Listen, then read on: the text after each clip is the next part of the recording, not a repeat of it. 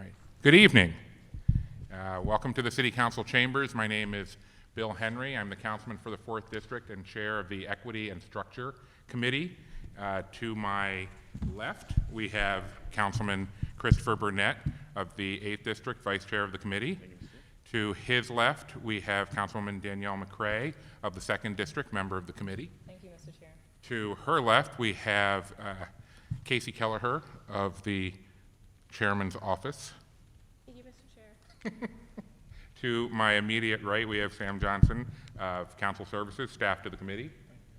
And to his right, to my far right, we have Scott Davis of the Council President's office, and we are joined here in chambers by Nina Themelis of the mayor's office, as well as other city officials who will introduce themselves when they testify. We are here tonight to hear two charter amendments. One is City Council Bill 20-0489, Charter Amendment, Board of Estimates composition, and the other is, still on this side. Thank you. The other is City Council Bill 20-0491, Charter Amendment, City Auditor Powers and Duties. We are going to start with that second one, the City Auditor Powers and Duties, in the hopes that it is a simpler and easier matter to take up, and then we can spend what time we need to spend on the charter amendment referring to the Board of Estimates. The purpose of City Council Bill 20-0491 is to authorize the city auditor to issue subpoenas to certain individuals and entities, requiring the city auditor to provide a copy of certain completed audit reports to the agency audited, and submitting this amendment to the qualified voters of the city for adoption or rejection. In simpler terms, the main purpose of this charter amendment is to give the city auditor, who heads the Department of Audits under the city comptroller, to give that person the power to issue subpoenas when any municipal officer or agency is not providing the reports, documentation, or testimony needed to complete a city audit. This would also would affect the city auditor in two main ways: in their capacity on the record committee and in fulfilling their duty in completing biennial audits. If the agency is not complying with the city auditor's request for documents, they can subpoena them. Currently, only the city council has any sort of subpoena power. Baltimore has an independently elected comptroller who is instructed by the charter to hire a city auditor. The city auditor's duties include, but are not limited to, auditing the finances of city agencies, approving contracts for the city, auditing programs and/or legislation, and more. Other cities that have a similar structure to Baltimore's system, in that there is an independently elected office that monitors finances of a strong mayor system, they do allow their city auditor subpoena power. That includes Pittsburgh, Pennsylvania, Philadelphia, Pennsylvania, Los Angeles, California, New York City, New York, Louisville, Kentucky, Milwaukee, Wisconsin, and Oakland, California. At this point, I would look to agency reports from the Department of Finance, the Department of Law, and the Office of Comptroller. Those were the agencies this was referred to. Can I call on the Law Department first? I have a favorable report. Do you stand by it, or do you wish to amplify? It's up to you. Well, please come on up.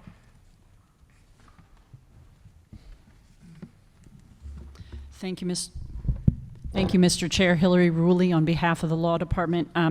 Obviously, we stand by our report. The charter amendment should be amended in line 14 on page 2 to just conform it with state law. And if you do that, then certainly we could approve it for form and legal sufficiency. I'm happy to go into it if you want me to. Okay, I think that's pretty straightforward, but I feel that in the interests of the viewers at home who don't have the bill in front of them, line 14 on page 2.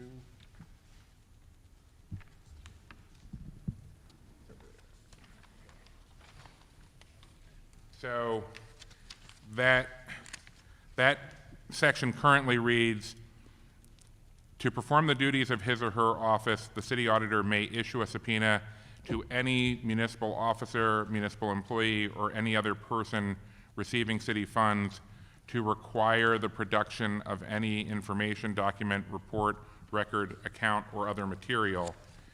If we removed, Would remove the between the two NEs. You so would comply with it state law. It would simply say, to perform the duties of his or her office, the city auditor may issue a subpoena to any person receiving city Yes. funds?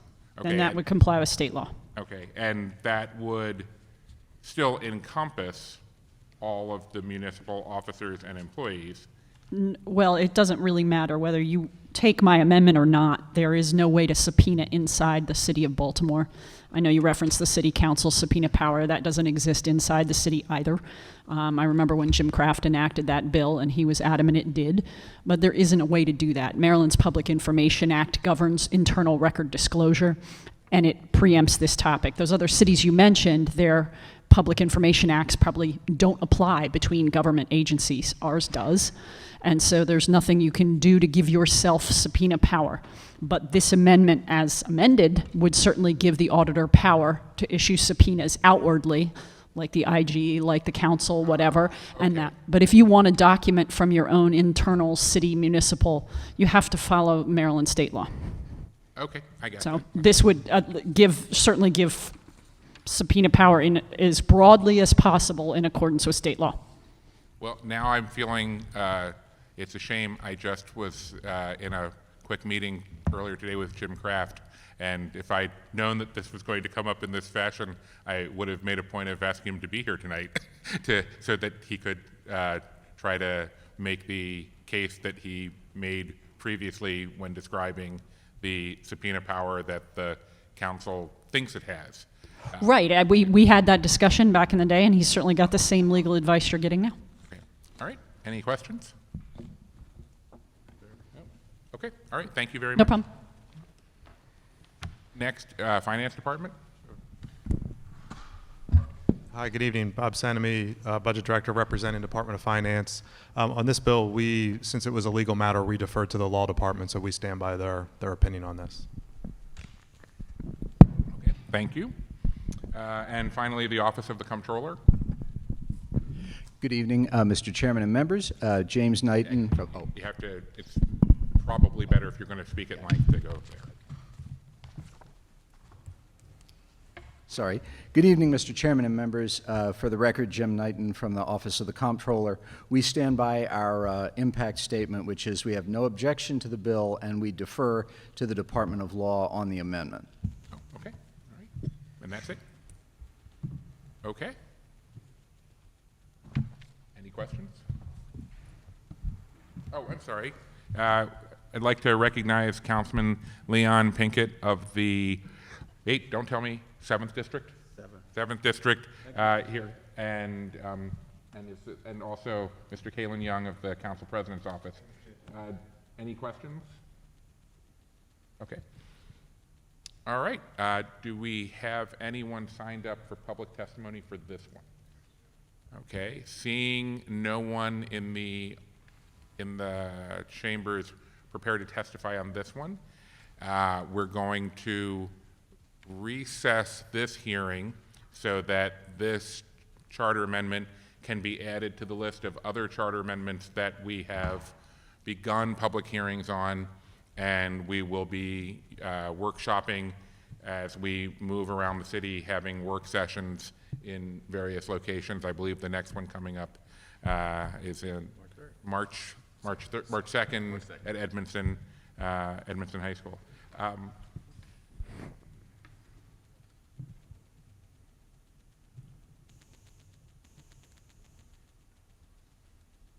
Okay. We're going to take a 1-minute recess.